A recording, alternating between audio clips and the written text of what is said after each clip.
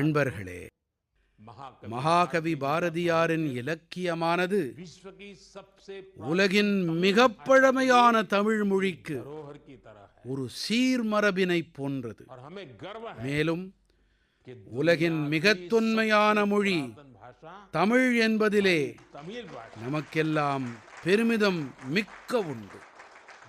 இலக்கியத்தின் பரவலாக்கம் பற்றி நாம் பேசும் வேளையிலே நாம் தமிழ் மொழி காற்றும் சேவையை பற்றி பேசுகிறோம். நாம் தமிழுக்கு சேவை புரியும் வேளையிலே நாம் இந்த தேசத்தின் மிகத் தொன்மையான பாரம்பரியத்திற்கு சேவை ஆற்றுகிறோம்.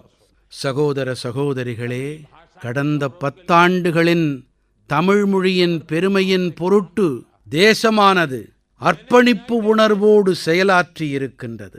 நானும் கூட ஐநா அமைப்பிலே தமிழின் பெருமிதம் பற்றி உலகத்தின் முன்பாக உரையாற்றியிருந்தேன். நாம் உலகெங்கிலும் திருவள்ளுவர் கலாச்சார மையங்களையும் திறந்து கொண்டிருக்கிறோம். ஒரே பாரதம் உன்னத பாரதம் என்ற உணர்வும் கூட சுப்பிரமணிய பாரதியாரின் கருத்துக்களையே பிரதிபலிக்கின்றன.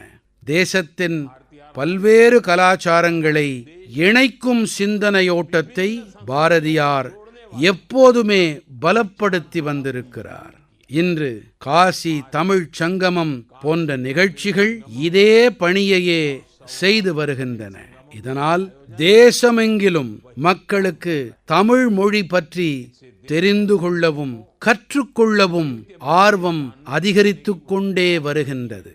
தமிழ்நாட்டின் கலாச்சாரமும் வெகுவாக பரவி வருகின்றது. தேசத்தின் அனைத்து மொழிகளையும் நம் நாட்டவர் அனைவரும் தங்களுடையதாக கருத வேண்டும்.